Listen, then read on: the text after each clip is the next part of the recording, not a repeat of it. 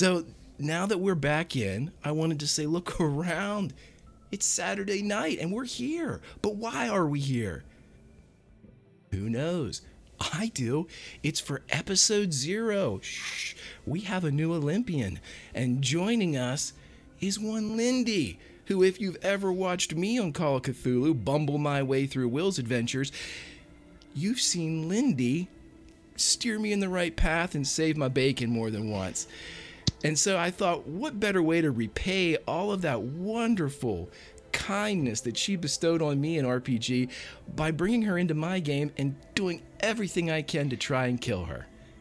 But anyway, before I do all the talking, which is usually silent, and I'm reminded of it in chat, let's talk to Lindy. Lindy, it's 1933. Yes. Who are you playing, and are you going to survive?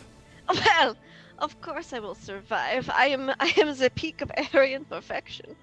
I will be playing Gretta VonKraus, a German doctor and scientist. Technically biochemist, but she's basically at the peak of her specific topic of study, and she is fascinated by bioengineering and just very, very excited to potentially defect to the Americas. Right. So we have a very similar situation to the one that was kind of alluded to by Einstein and Thomas Mueller in a couple of the earlier episodes.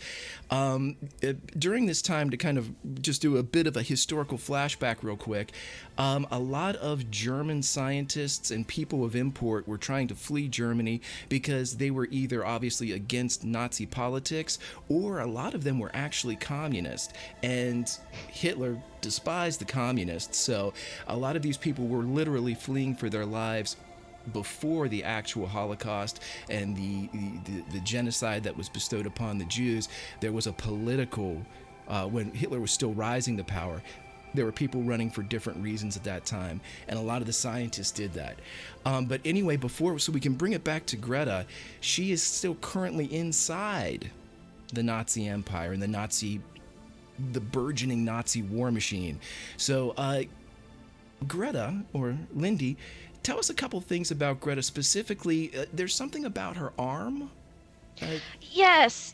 She has some interestingly colored veins and a lot of chemical burns on her left arm and hand, which you typically wouldn't see because she wears gloves a lot, for her work and such. But that happened from some failed experiment that happened a bit ago, which kind of took her out of the field of the height of German science for a little while she recovered, and she's just kind of now getting back into it. However, due to this accident and so other failures that happened along the way, a lot of her funding has been cut from, the German political regime, and she's not very happy about that. But these Americans, they've promised her a lot of funding, and that sounds like an offer she can't really refuse right now. So she's not really a politicky type, but she has a very she's very goal oriented, and she needs funding for science. It's all about the money, about the science. Mm-hmm. The science, and but science requires money. Right. Only the best science requires money. That's the good thing. Exactly. Right. Okay, so to bring everybody that's been watching the show up to speed, including some Olympians that may or may not be watching, Greta's relation to Jack is as follows. She was going to defect at the same time, as I mentioned, with Einstein and Mueller. Mm-hmm. However, she couldn't because of her accident. So Jack, in as clandestine a way as possible, got several contacts around the world to her, people that he trusted, that if she would ever be in a specific area, she could look these people up, or they could contact her, because he gave her all of these names because honestly they didn't know where she would be or when she would be there, and they wanted to give her every opportunity to defect from Nazi Germany. So that's the brief backstory on Greta. But what we're going to do is, now that we've gone through all this rigmarole, we're going to jump into what we do best here, and that's 1933. So, Lindy, as you are easing yourself into Greta, Greta is easing herself into the seat of a plane, a cargo plane that is bound out of Germany to points unknown. You would be able to follow your trek, but unfortunately, there's no windows in this plane. Mm. And so, because there aren't any windows, you're unable to actually track the direction you're going or, whether or not what the geography looks like beneath you.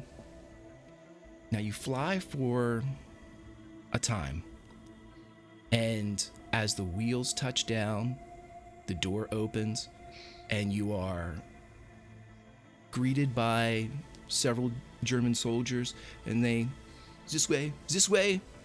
Danke, danke.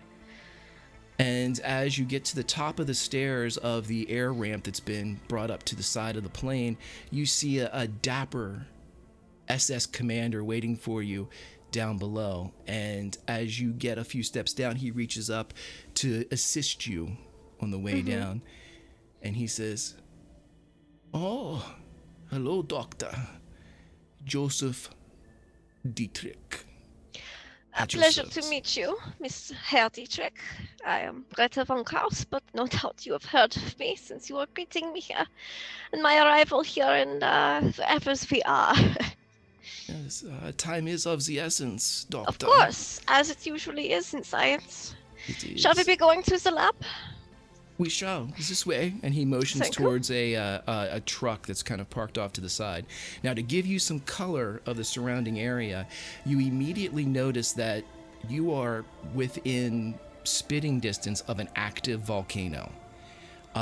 You can see that it's not currently erupting, but I mean there's steam and condensation coming out of the top of it in great gusts and gouts as it pours out of the top. And if this is a cause for alarm, it is not a cause for alarm for Herr Dietrich, as the truck that he is loading you into is driving directly towards the base of this volcano. You say active volcano, but how active is this volcano? It is active enough, Doctor. Of course, of course. Did you enjoy your flight? It was suitable. Well, I didn't get a window seat, but,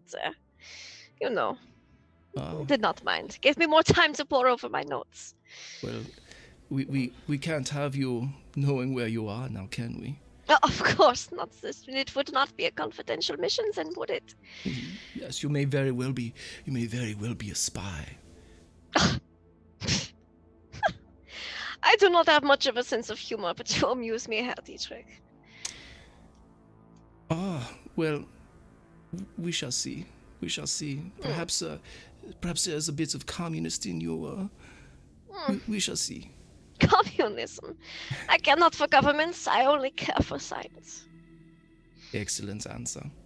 So as you are driving up towards the base of this volcano, you continue to pull up, and it's maybe 1,000, 1,500, 2,000 feet above sea level as you kind of switch back up this huge mountain, and the truck is struggling at points, just as it kind of goes up. And if it struggles too much, she's gonna be like, I hope we do not have to walk. That would certainly delay the amount of time I would have in the lab today.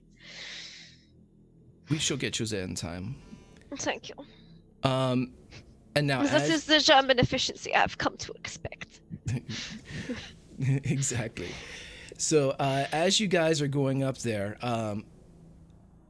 he, with the mention of the communists, he says that this base was erected because the Fuhrer was concerned about the communist infestation in Germany. He figured if there was an armed coup that would... Well, we all saw what happened to Russia.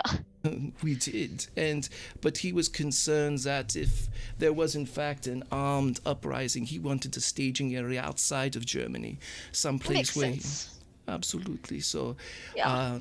we need to get you in here because there's been an event in Bolivia. It may require your special services, Doctor. Bioengineering, my favorite topic. We would have more people to send with you, but unfortunately there is an oversight by Commander von Arvenschlieben. I'd like you to roll your first roll of this campaign, Greta. Okay. Roll a psychology check with Okay. advantage with this, please. Oh, okay. Oh, wow, these are new sheets. Do I click the green one or the regular one? You can click the green one if you'd like. Okay. Click. Ooh. All right. Okay, so with that hard success, that you are Yes. able to read into the very soul of Joseph Dietrich, you realize that he has a thinly veiled distaste for Commander von Alvenschleben. Okay, Commander von Albenschleben? Von Alvenschleben. Alvenschleben. Alvenschleben. I will send you this spelling later so you can do it phonetically if you wish. I'm pretty good with German phonetics, so I think I have it, but we will see. You're much better than I.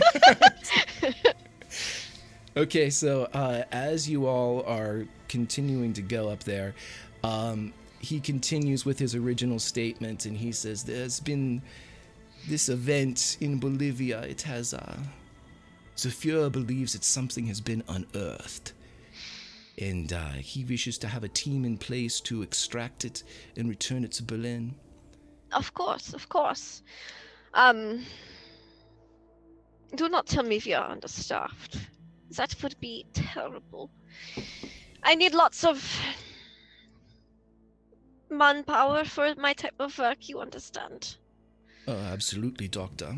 I would wish I could tell you otherwise, but Commander von Alvenschleben is, he had an oversight in his need, and he has misappropriated certain manpower. And so now we are struggling. One of those types. He's truly not dedicated to science as he should be. He is a dog. A good dog. He follows orders, but he He's doesn't. not so good at giving them, and I understand. He does not know why. He just follows. Not like us, Doctor. We know the reason behind the words. And so as you guys are going up, he continues to kind of brief you loosely on this event in Bolivia.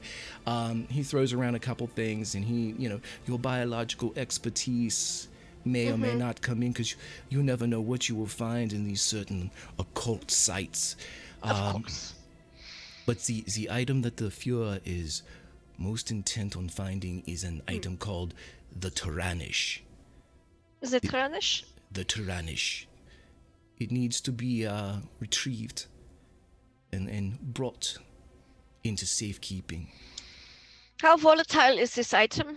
Does it need to be quarantined? Does it need to be studied?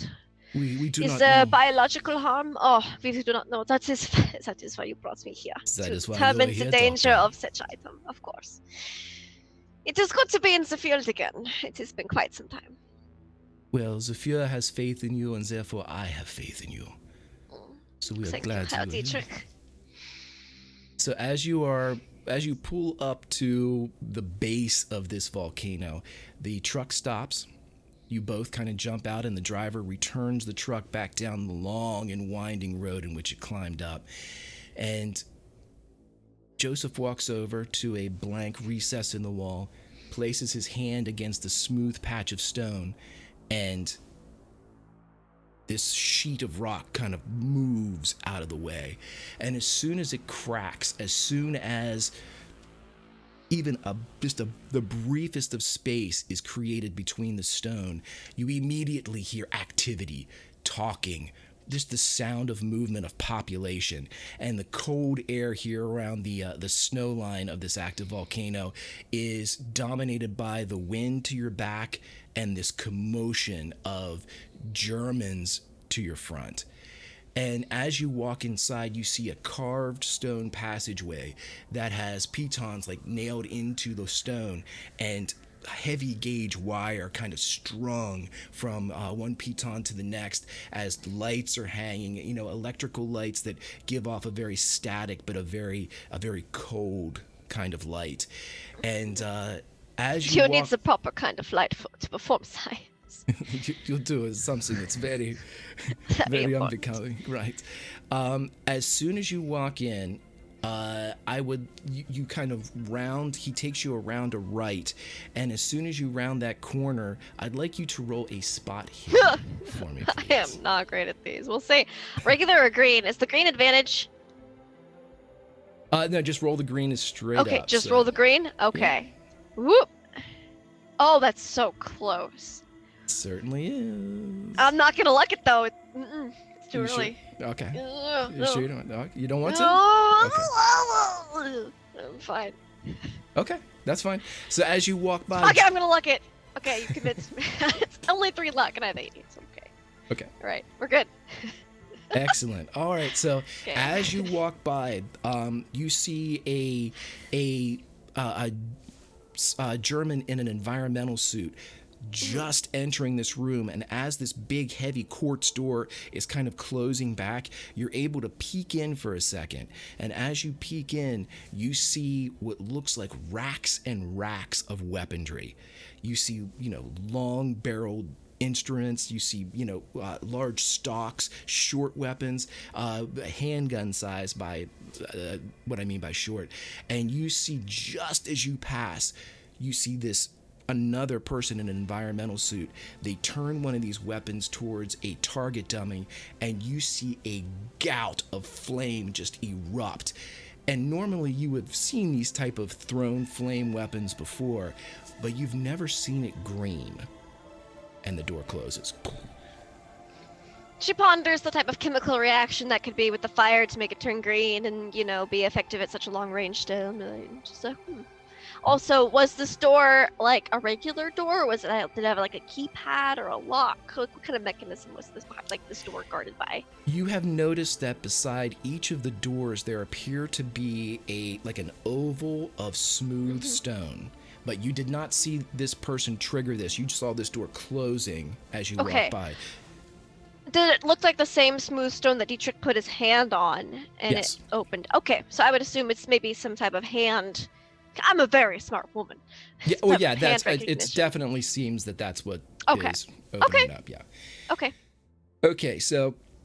Can I see what kind of rank the person in the biosuit is? No. Okay. You can't even make out features at this point. You're not even sure gender, really. Okay. It's worth asking. Yep.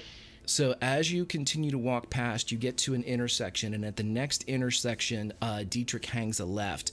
And as he hangs a left, there is a much larger corridor in front of you, and there's kind of a bustle of activity. Some people wearing lab coats, some soldiers, some people in kind of like environmental suits that have the hood and the mask taken off.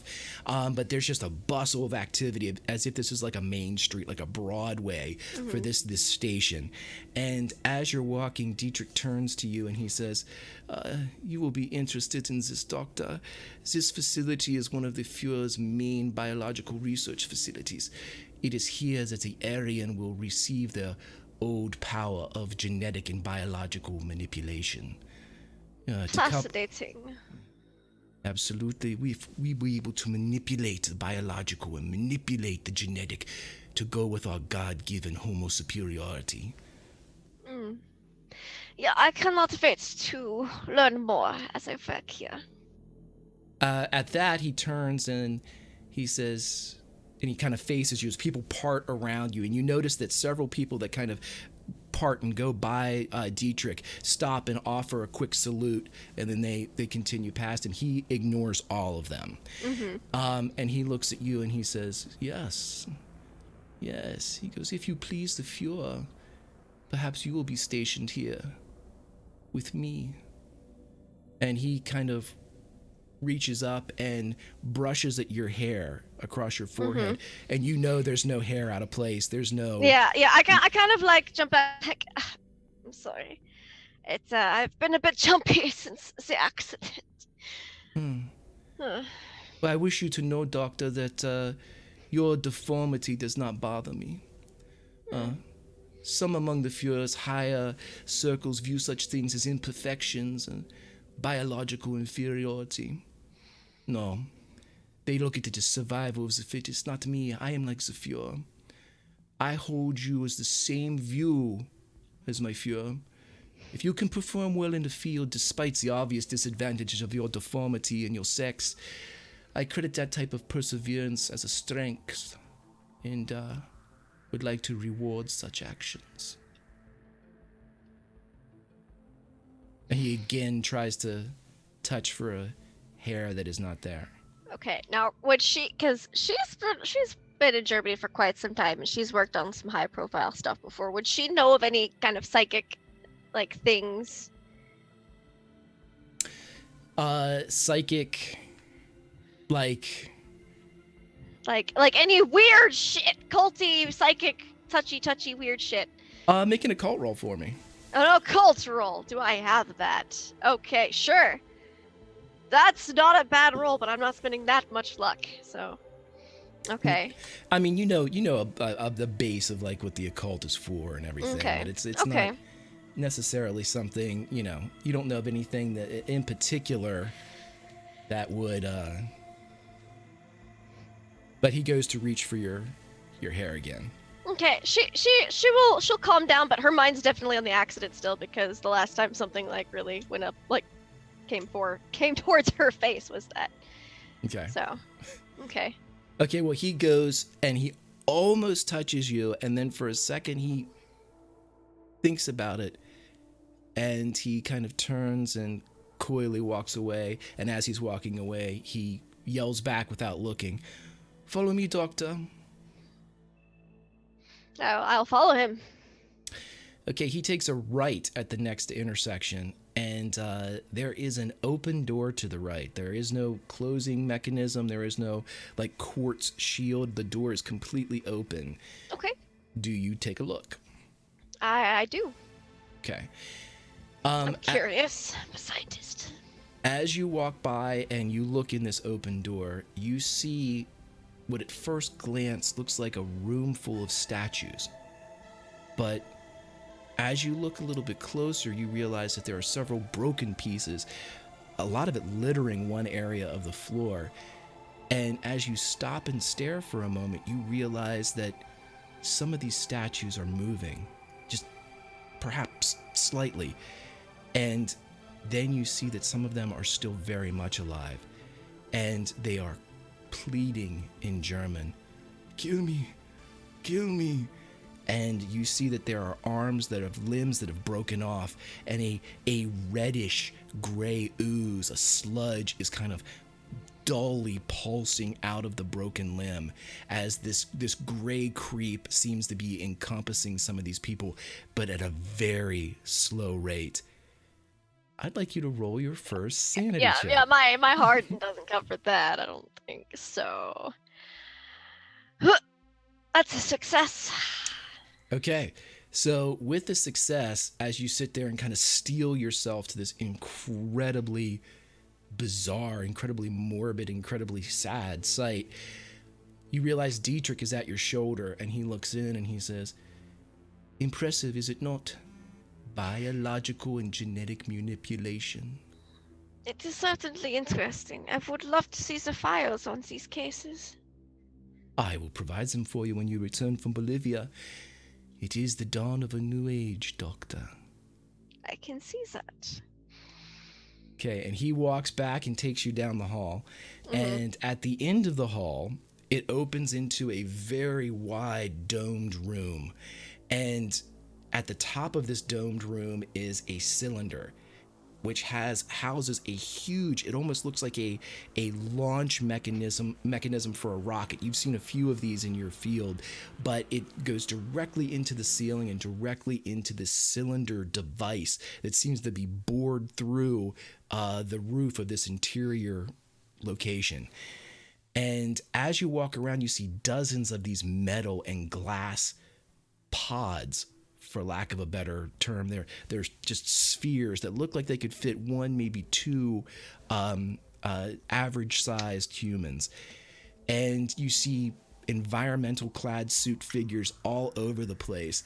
And you do notice that they are currently queuing up 3 of these pods, as you see 3 environmental clad suit people descend into these 3 pods, 1, 2, 3, and as soon as they get in, You see that the technicians come up and they put these huge hoses into the side of the pods, and the pods begin to fill up with some type of bluish fluid until each one, two, three, the interior of each of the pods is completely filled with this fluid.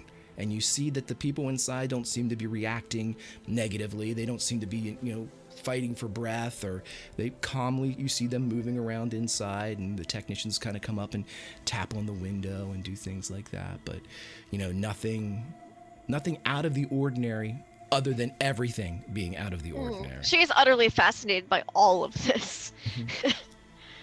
As you come up, he motions towards what is apparently the fourth in a line of these pods, and he says, "Here's your flight pod, Doctor. And here's your suit and a watertight container for your gear. Prepare yourself for transport." And as you are looking around and kind of taking this all in, you see that Dietrich takes out two, what would, in your line of work, are microscope slides. Mm-hmm. And you see him pull out his belt knife, and he pricks the end of his finger, drops several drops of blood onto the slide, and then presses it together, puts it into a very small box with a very intricate latch, kind of seals it and hands it to you. And he says, "Please give this to the commander in Bolivia." Of course. Thank you, Herr Dietrich. And he motions towards your the suit that's laid out, and he says, "You must remove your uniform, Doctor. The environment suits must have as much contact with your skin as possible." Of course, makes sense, scientifically speaking. And she will strip to put the suit on. As you're doing this, she'll probably take the glove off last, though. As you're doing this, he does not avert his gaze at all, and he watches with just this lecherous leer. And as the glove comes off, he says, "Yes, Doctor, I, like the Fuhrer, can overlook your deformity." To kind of just give a nod, like an acknowledging nod, but she's not entirely comfortable with her arm yet. All right, so as you kind of get ready and you seal up all of your equipment that you brought with you into the kind of like the carry-on that he gave you. Her medical kit. Yep. As you are loaded into the pod, it is sealed around you. And as soon as it seals, you hear this kind of a dull click to the outside of it as the bottom of the floor begins to fill up with liquid. Now, as you were loaded in, a 3-point harness was kind of clipped and latched onto you. And there is a panel in front of you that doesn't have any type of knobs or any type of levers or control systems. It just has 3 lights that are currently green on your control pod. And go ahead. Can I try to identify the type of liquid that's filling the sphere? What kind of liquid? Yeah. Yeah, give me I'll tell you what, I'll let you use a pharmacy roll on this because technically it'd be chemistry, but you kind of crossed over a little bit with that. Okay. That's a success. Just at first glance, it looks like it's highly oxygenated water. But there's something else in it you cannot identify. And as soon as it begins to kind of creep up around your ankles and your calves, you can tell that it has a viscosity to it that is much thicker than water. Not terribly so, not like a syrup quality, but it's just got a little bit more like capture to it than anything else. Okay. And once you are in there, you hear a voice come through what appears to be some type of speaker in your helmet. And you see Dietrich kind of outside of the glass as it's filling up. And he says, "As this is your first time in the pod, I will tell you this. Keep calm, concentrate, and hang on. It is like riding the thunderbolt.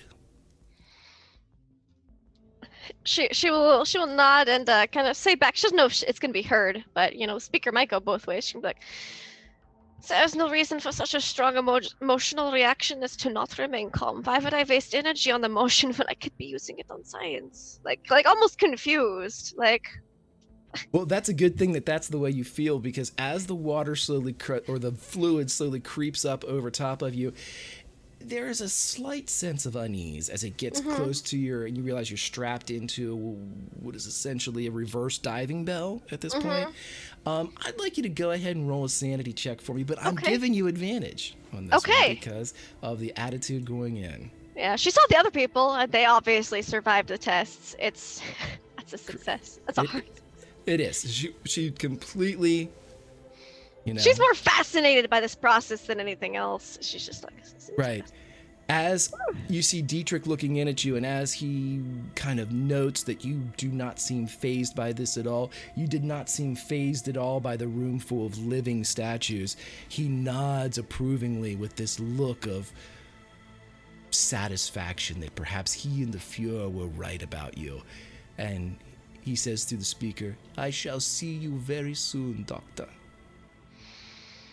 I look forward to it, Herr Dietrich. One at a time, you see the first pod loaded into this launching mechanism beneath this huge cylinder, and with a popping sound, you'd kind of equate it to a change in altitude when your ears kind of pop, but you're being submerged like this. It's more of you feel it in your entire body as this thing apparently fires up through this tube. The second one is loaded, same pop. The third one is loaded, and as it is in the mechanism, you see Dietrich walk up, and he kind of shoos away the technicians that are around it until he is alone with this pod. And you see him, just as he is about to finish the mechanism and finish loading it into the cylinder, you see him reach forward, depress a cap on the side of it, and pop it open. And you notice, without a spot hidden roll, without its very deliberate action, you see fluid begin to trickle out, and he immediately closes it. And he takes out his handkerchief and kind of wipes some of the fluid away as he turns back to you as you're strapped in your chair with the water all around, and he looks directly at you and he goes, and he walks off. Now you get loaded in, and you see that Dietrich is also loading you into the pod. And as you are loaded in there, you see light becomes darkness as utter blackness in this sensory deprivation tank at this point kind of takes over. But that only lasts for a second, as the next pop you feel isn't just something that quakes through your body, it quakes through your teeth, through every atom of your being, as you explode into the sky above this volcano, rocketing at speeds that you can't pinpoint because there isn't anything to pinpoint it against. But you are flying through the air in a ball filled with some type of fluid. But mostly highly oxygenated water and something else. Mostly. I will figure out the rest. Don't worry. Give me time. Okay, so as you're flying through the air, Uh-huh. I'd like you to roll spot hidden for me. Okay. See what you can get from. That's gonna go great. Oh my god, I succeeded. What'd you get? Couldn't see I it. got a 39. Oh, you got a 39. Nice. Okay, so with this success, you kind of shoot up through the clouds, and you realize for just a second, because of the way and the angle at which you're strapped in, it's very difficult to kind of look around and see. But for a moment, as the pod kind of readjusts itself, you see the ground explode behind you, and an ocean take over. So you realize that you are somewhere, perhaps an island. You're not exactly sure where, but the further that you rocket forward, you're able to gather that you are definitely over the Atlantic Ocean because there isn't a body of water with a flight distance from Germany that would have this same type of expanse. Mm-hmm. So as you're flying over, I'm going to give you the opportunity to roll either a navigation or a natural world check if you want to Oh see if you can boy. pinpoint yourself exactly. You know what? Sure, why not? You We'll may try it. pick. You never know. Nope. I have no clue. I was not good with geography. That was my poor subject. I Uh, took I took biology. right, right. Okay, so yeah, you're not real sure exactly. I mean, it's just there's too much going on right now. But what else I will tell you is because of your success with your spot hidden roll, you notice that on the outside of your craft, you notice that there is a steady, almost flow of exterior fluid that seems to be going across the windshield, just kind of smearing across and kind of trailing back From the pod in front of me? from the pod in front of you. Of course. And you don't see it at first, but when you come out for an extended break from the clouds, deep in the distance you'll see it, and there is a steady blue trickle coming off of this thing, and it keeps hitting the front of your craft.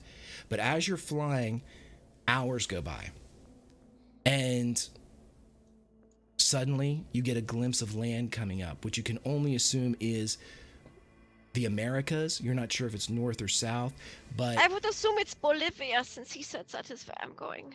correct. So it takes you figure after a while, when you don't see any more interruption in the land, that you are definitely flying over South America, and the pod begins to slow down. But as you are slowing down, you notice that the craft in front of you has begun to lurch erratically. Back and forth and back and forth, up and down. Its altitude kind of moving with this kind of an inner force inside is. And as you are lowering and slowing, and as the ground begins to get closer and slower and lower, the craft in front of you drops from the sky, and you see it hit into the jungle. Now, I'd like you to roll a spot hidden. I was gonna say, are there any landmarks around this craft? Because I want to know what fluid was in there. We'll see. All right. Spot hidden. Oh my gosh! Yes, get it? is a mountain here, and a tree that looks like a monkey there. And Okay, so right, so you see it. You see exactly where it goes down and exactly where this thing crashes. And the reason why you can see it is because you're able to kind of triangulate using your own pod, the crash site, and the village that is coming up ahead of you. And by your rough estimation, you realize that this crash site is maybe 2, maybe 3 miles outside of this village. But as the crash site hits, you are immediately rocketed past and over the village, and you come to a gentle rest on the opposite side in a field just beyond this village. As soon as you land, the water or the fluid begins to drain out of your pod. Okay. And the panel slides back, and you see a hand reach in for you. Okay. I'm gonna try to, scoop up all this fluid if I can, and then I'll take the hand on my way out. Okay. As soon as you take the hand and you are pulled up, you see the face of Joseph Dietrich as he smiles at you. What? How was your flight, Doctor? It was interesting. Very little turbulence, scenic views. Could not complain. You have something for me? Something for you? You have something for me? You were given something for the commander? Ah! Yes, I did not know you was the commander in question. And I'll pull out the box. He blood. takes it. The blood.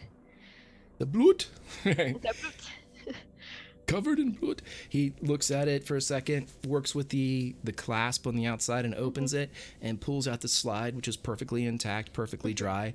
And he looks at it for a second, pulls the 2 slides apart, and licks the blood off the slide. And he closes his eyes for a second. Ah. Thank you, Doctor. And he looks around and he sees that one of the pods isn't there. And he goes, whoa. He gets very close to you. Have I been a stinker? There seems to have been some type of mechanical failure with the pod in front of me. Too many roosters in the hen house, I think. Perhaps. Around you, you see that there are two gentlemen that are the apparent survivors for the from the pod 1 and 2, and they get out and they don't seem concerned at all by the absence of whoever the third pod. Same as me. I'm just like, oh, it's gone. It's not my problem. I don't know the guy. You see that the one guy pulls off his environmental suit, and he is an albino. He has no hair whatsoever, no pigment in his eyes. He is completely pale, and he immediately rips off the environmental suit and dons a very light poncho with a deep hood that he puts on and starts walking towards the village, surrounded by what appear to be local troops, like Bolivian troops. The second gentleman pulls off his hood, and he is a tall, rather handsome, dark-haired man, and he too walks off with a couple troops kind of surrounding him. Does he put anything on, or does he go naked? He just walks off. It appears he's not even carrying a bag. He's not doing anything. So he just, yeah. Right. Other guy put on the poncho. This guy's like, whatever. Right. And Sorry. right. The Dietrich is watching them go, and he, as soon as they're out of earshot, he looks at you and he says, "My dear doctor, you in a position to see. Did you happen to see where my third pod crashed?" It's like in the jungle somewhere. Fast talk or a charm at this point? I'm not charming. Let's see. What's fast talk? Ugh, what's charm? We're gonna try to charm? No! In the jungle somewhere. Is that way? She's gonna point like in the direction of the pod. But she's not gonna give the specific mile range. He doesn't follow your finger at all. Okay. And he smiles and he says, "You're a bad girl, and I've been a bad boy. Perhaps we will talk of the pod over dinner." That sounds delightful, Herr Dietrich. "Let me show you where you'll be sleeping." And before he takes you away, he goes back and you see him closing up the pods as they've been completely drained of this fluid. And as you are walking off, almost independently, there is a roar of green thrust from each of the pods as they rocket into the sky and apparently return on the same trajectory that you arrived here. And as they rocket overhead, he turns back and looks at you and says, "It looks like you'll be staying a bit, Doctor." She'll take it, like the helmet off. She's not like, she'll be like, the climate seems applicable. Yeah, it's as soon as the helmet comes off, you are hit with the heat and humidity of like in-country Bolivia. And yeah, just thick. It is not, what is the word? Most desirable for preserving bodies, but it shall do. He smiles at that. And coincidentally, or conveniently, as if this story is being written for me, which I love, at the mention of bodies, you walk by what looks like at first glance a bonfire, but as you look more, you realize the splash of bone. You understand what this bonfire's fuel actually was. Mm-hmm. You see maybe 8, maybe a dozen skulls and bodies inside that are burning. Nothing out of the ordinary. Normally, yes, but this is going to require a sanity check for me. Even with my hardened? Yes. Okay. That is a success. Okay. These things do not trouble me.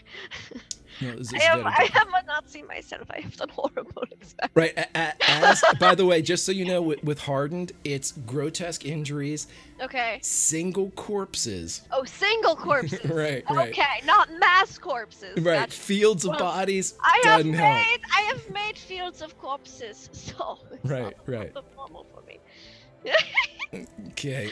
Oh, and we are in Bolivia now, so I should probably get rid of. Oh, give me one moment. Oh, you mean this lovely alpine forest?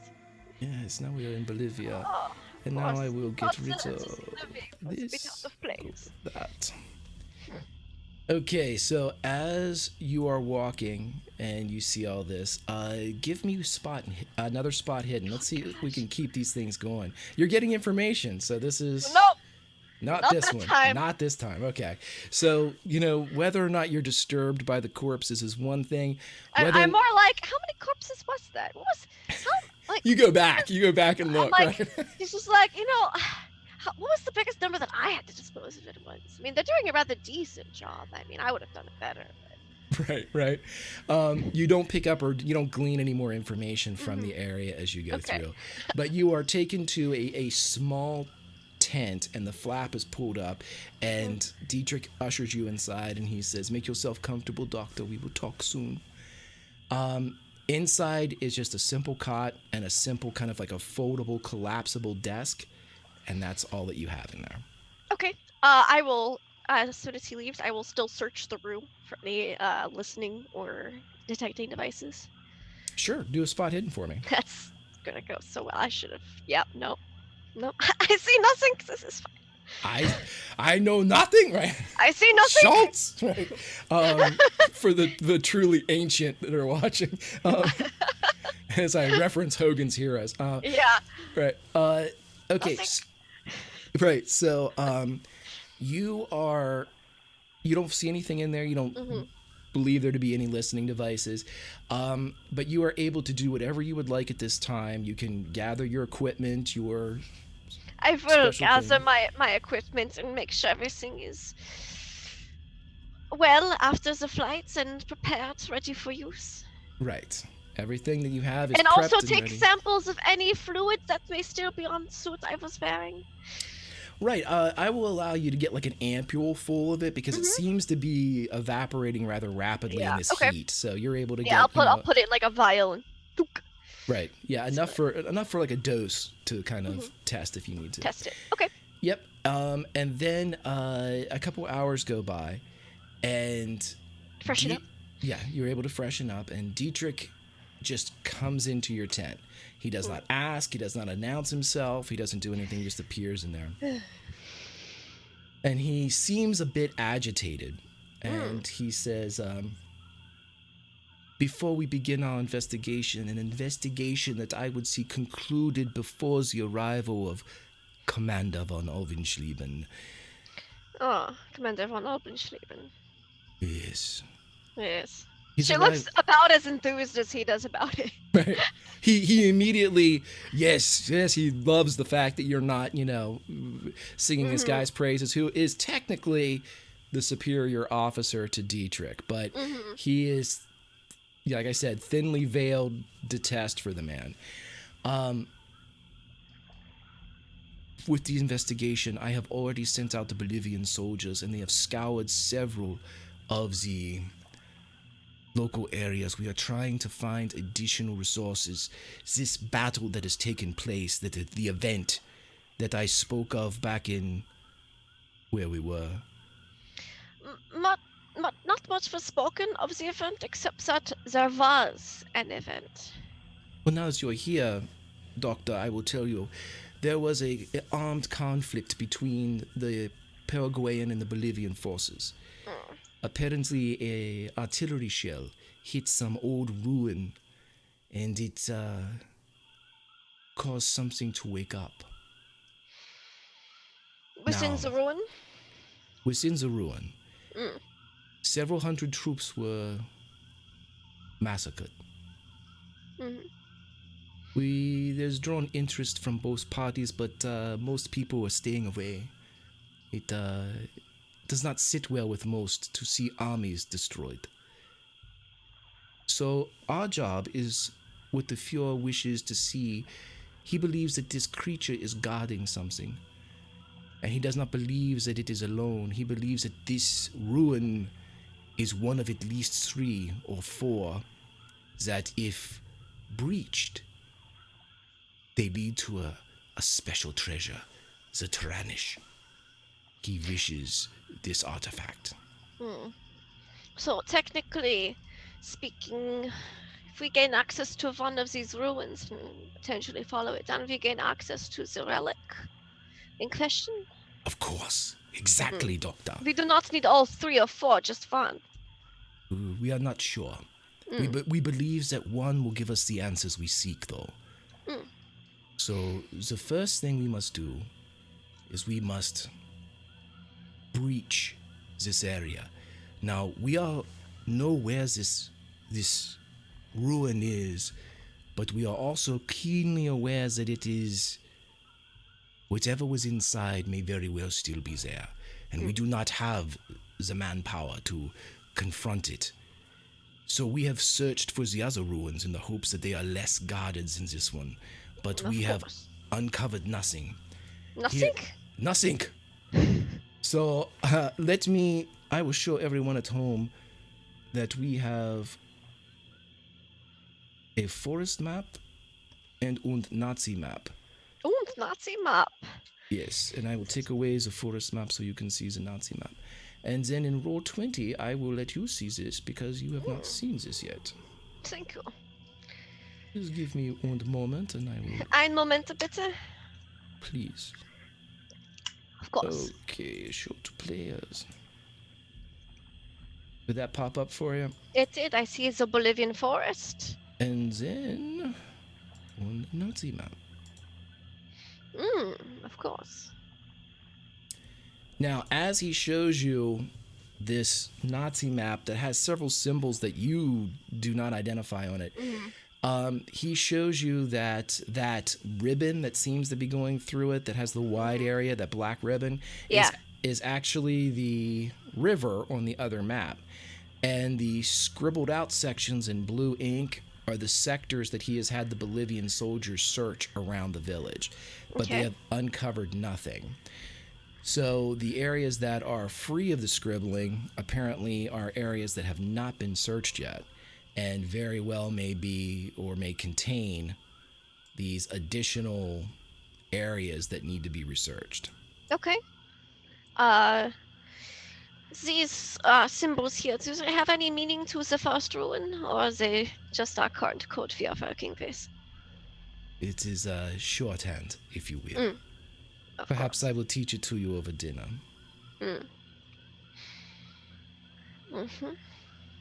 He says, now, I mean to have this solved and completed before Alvenschlieben comes. If we have it 90% completed and he shows up, he will take all the credit for it. Of course. It done. Of course. We complete this, and the Fuhrer will know about it. Yeah. However, as you can see with the fire when we walked in, this village housed aid workers from the volunteer foundation Cadamus. They were mouthy, so I removed them. Understandable. You cannot have such distractions while working. Agreed. Unfortunately, they are sending in additional people. They have just landed down at some river station. And also, one of the aid workers that was here, a gentleman by the name of Quentin Shapiro, is at the aid station now. He's injured or some such. He is a fat, detestable man, but he is also a problem. How is he a problem? Is he mouthy as well? I do not believe he is an aid worker. I believe that he may be something more. He may be working for one of the either the English or the American Ugh, governments. the Americanas. Yeah. I have dispatched Herr Gruber, the pale gentleman that you saw, to handle these aid workers. I do not wish to have the ash and stink clogging up the air around the village. Let Mm. them rot in the jungle. But before that time, I need you to go to the radio, listen to see if Shapiro is chatting, and if so, with who. It's keyed into his position, so we should be able to hear his frequency. See if he's speaking with anyone, and if he's not, destroys the radio. We do not wish any of these villagers to find their strength. Mm. That would be unfortunate. Now, he doesn't say anything as he just walks off, but here's what Greta realizes. Okay. As soon as he says Quentin Shapiro, that is one of the That's names a that contact? Jack Okay. gave you. Yep. Okay. So you are going down there, and you have the radio room is just right across. You can see it. It has antenna array Mm-hmm. on top of it. And as Dietrich kind of stalks off back towards the landing pad or Okay. the landing area, and disappears into the jungle. The only people around you are villagers and what appear to be Bolivian soldiers standing in very, just absolutely stick straight and not moving. Okay. Yeah. So it doesn't look like there's a lot of electricity in this village. No? No. So probably the only wires going in here are going to the radio room, yeah? Okay. Okay. So I will go to the radio room and see who's there. The radio room is empty. It's empty. All right. I would like to check the radios and see if they are rigged with any type of electronics that might record conversations. Spot hidden for me, please. I should have put more in a spot hidden. I did not think this through. Okay. That is a failure. That's fine. They won't listen to me. Yeah, you don't see anything in here that seems to be a recording device. Okay. All right. And I will listen in on the comms then. Okay, as you are listening in, you do not hear anything coming through the comms, but you realize that it is indeed keyed into the frequency of Quentin Shapiro. Should you transmit, in all likelihood, Quentin would hear you. Okay. She's just gonna do because she wants to test the waters first. She's just gonna do like a little Morse code first. Sure, what's she gonna... Now, she was told that Jack's name is all that she would ever need to convince anybody that she was going to defect. So, whatever you want to Morse code, let me know. She will transmit like in Morse code. Do you play cards? Several minutes go by, and you receive a response. Yes. And it's from the same from Mr. Quentin. It's you don't. I mean, you assume yes. Okay. Yeah, because she's looking at all the radio lights. She's familiar with electronics. She will Morse code in again. The Jack of Spades is my favorite card. What is yours? Several moments go by, and it says the Jack of Hearts. Okay. And then she'll check. She'll make sure like no one's like behind her, because Morse code's pretty subtle when you're sitting there listening, and then she will be like, hello, Mr. Quentin Shapiro. Very quietly. You hear coming through the other side. Yes, hello. Oh. Um, and she makes sure she's thinking in English. And she'll be like, "This is a Greta VonKraus. I was told to speak with you by a mutual friend." Gretta VonKraus? The doctor? Yes. Well, this is something. Are you in Bolivia? You have to be. Just arrived. I was told to monitor communications and then destroy them, so I only have one message to get out, so let's make this brief. How did you arrive? I'm at the river station. This is most peculiar. Yes, you have someone named Herr Gruber coming to your location. He's an albino, potentially with an accomplice. I would watch out and or evacuate. I. The group is not here anymore. Jack's group is it's on its way to the aid camp. I cannot contact them. I am letting you know what I know. Herr Gruber is headed to the aid camp to take care of any disturbances, and Herr Shapiro, you are considered a unwanted presence. This is very agitating. I will not be able to get in contact with. They're walking into some sort of trap. So it seems. You said Jack has a group. Yes, They are coming towards the river camp. Yes, they're his group. I think he's calling them the Olympians or something. It's the group I believe he wanted you to join. That is such a cliche name. Whatever. He's a cliche man. Wonderful. Wunderbar. Well, I am assuming they are coming for das. What's the other page? Taranish. I suppose. They were rather odd when they were here. Well, you are at the river camp now, no?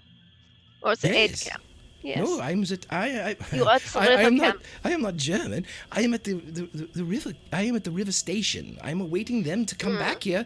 They are taking me back to America. I no longer wish to be in Bolivia. Right, well, if you see an albino, I suggest you leave forthwith. And your friends are headed to the aid camp. They should be there by now.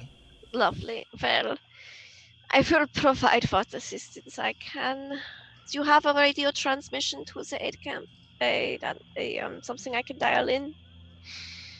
This frequency is the one that I will answer to, but the group has a radio, but they have to set it up. They're only supposed to call me if they need me. They can't. They're traveling. I do fear that they are walking into some sort of ambush then, with this albino of yours. So it would seem. And there's no... Can you give me the radio numbers in case they set it up and I can contact them? It's 2743 on the dial. I'm not sure exactly. I'm not really a radio man. They just told me, twist it until it reaches these numbers, and then I hear people. Excellent. Well, thank you, Herr Shapiro. How many of these people are coming for this trap? Well, there are 4 of Jack's people and 3 of the aid workers. Dear. And Dr. Arturo Yosini. Ow, Tesla, stop. Sorry, cat. All right, you've lost lap privileges. There you go. Sorry. Claws. Yeah, so 7 in total. Of course. Pardon me? 7 in total. Yes, 7. Yeah, well, you said something else. German. It is this. I have not spoken English in some time. Yes. Apologies, Entschuldigung. They should be there by now? They should be there. All right. Well, I will... Oh my God. I will do what I can for them. But if I cannot do much for them, I am... You know my intentions, Herr Shapiro. How may I get in contact with you again? This radio? Radio me here or come to the river station. It's the only way down, the only path that leads from the aid camp. Just due south. Du south of Aid Camp. Danke. All right, thank you. I will believe I will be cutting transmission off and then wrecking this radio. Have a good day. I shall try. All right, and then she's gonna try to dial in on 2743 and Okay. see if she can get a hold of them. After several minutes of trying, it's nothing but static. All right.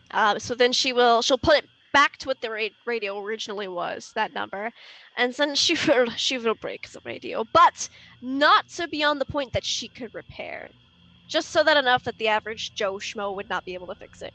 Gotcha. Okay, so basically like a lazy break. How about an electrical repair roll for me then? Excellent. Sure. We will. Hopefully this goes well. Electrical repair. All right. Yes, extreme. I tell you what, this radio looks busted, but it's like 30 seconds away from being operational. Okay, that's perfect. That's exactly what I want. Okay. And With an extreme roll, you can do whatever you want. And then I will walk out and like putting some tools back in my kit and oh, that took some time to wreck it so thoroughly. Okay, roll a spot hidden with advantage for me here, please, Okay. because you're coming out of an area that may or may not have been expected. That's a success, but I will roll it again to see. Nope, we'll go with the success. Okay. When you come out, you just out of the corner of your eye see the dark-haired, tall gentleman that walked naked back to the camp. The bald gentleman. Yes. The guy from not the bald albino, the bold gentleman. Oh, the bold. Yes. The bold gentleman. He's very confident with himself. Yes. You see the Jews him, would say he has lots of chutzpah. you see him armed, and you see him walking into the jungle, not the trail, but the jungle. Okay. And he seems to be headed south. Ah, lovely. Well, I gave Mr. Shapiro plenty of warning. And we're in the aid camp, correct? Correct. Okay, and they should be here by now, according to Mr. Shapiro. So, do I look around and see any Americans? Nope. I'm like, English, because in the time estimates they're never prudent. I will allow you to do this though, just because I think this might be fun. Roll another spot hidden for me, please. Okay. Nope. Okay. Here's what I'll give you. Okay. There's nobody on the trail, but just as you're kind of scanning the area, you see several birds kind of fly off from an area just off the trail. Okay. From an overlook on the village. It seems to be the exact route that the dark-haired, bold gentleman was skirting around, as if he had spotted something and were flanking around behind whatever might be there. All right. How many soldiers are in this camp about that I see? The Bolivian soldiers. You see 12 standing at completely rigid attention. They have not moved as far as you can tell. As good soldiers should be. Finally, some proper training. All right. And Mr. Dietrich went back to the landing field, yeah? Towards that direction. You're not sure exactly where. And I know where my tent is in relation to the comms building. Okay. All right. Is there any other buildings of interest in this aid camp? Or tent of interest? There appear to be several. In fact, hold on. I might be able to throw something up for you real quick.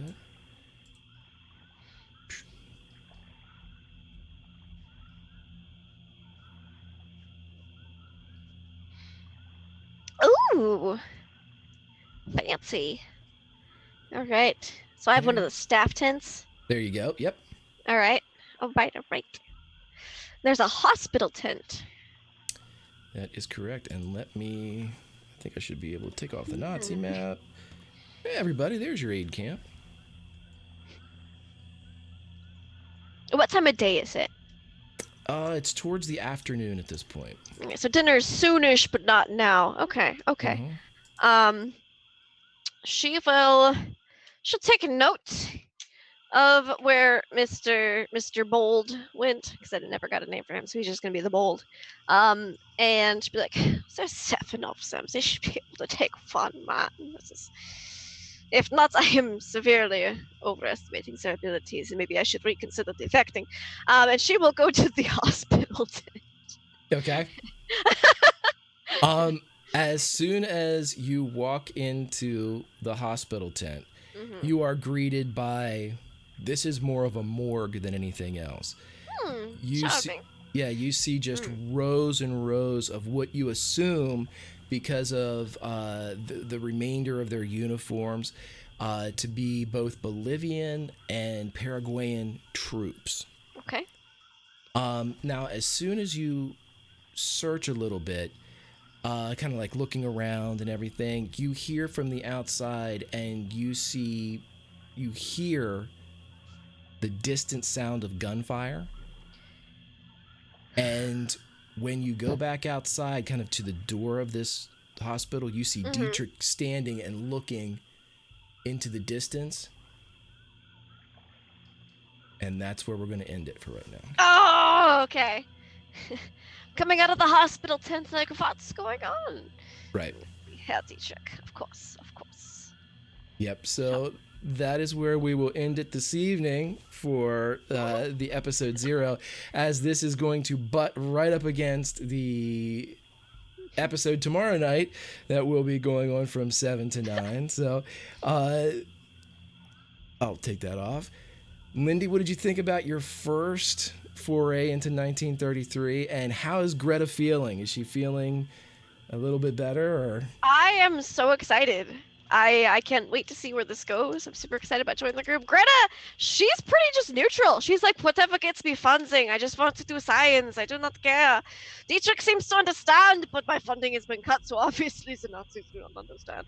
And so, and she's also like a little skeptical about these Americans, these English people. She is, because that conversation was very much not as efficient as she would have liked it to be. Right, which is great, because German efficiency, as my grandfather, who was a native German, was, It's a big deal. it was a huge deal. But that and Quentin Shapiro, whom the group met in their last episode, and that conversation went worse than. But your conversation was bad. Theirs was 1,000 times worse. God. Yeah, Yes. Quentin and the group did not get along real well. So. Yeah. So that's set up, and you guys are kind of butted up against one another. But She thought that might be the group, but she's like, I'm not an idiot. I'm not going into the woods while I'm still under Nazi cover. That would be dumb. right. I'm a smart woman. Let's go to the hospital. right. Okay, so but everything is set up. So you are literally right where they ended last time. With an eye roll, just Americano. Okay, so as everything's set up, as the camp is there, and as the Olympians are going to collide, it'll be continued tomorrow night, starting at 7 p.m. Eastern Time, every Sunday, 7 p.m. to 9 p.m. Eastern, for a little bite-sized bit of 1933.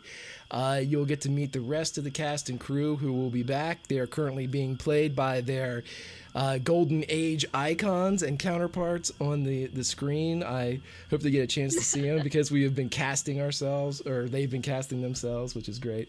You guys are adorable, Lauren. The picture. From what I've seen, it's true. Yeah, the picture of Elijah is my favorite.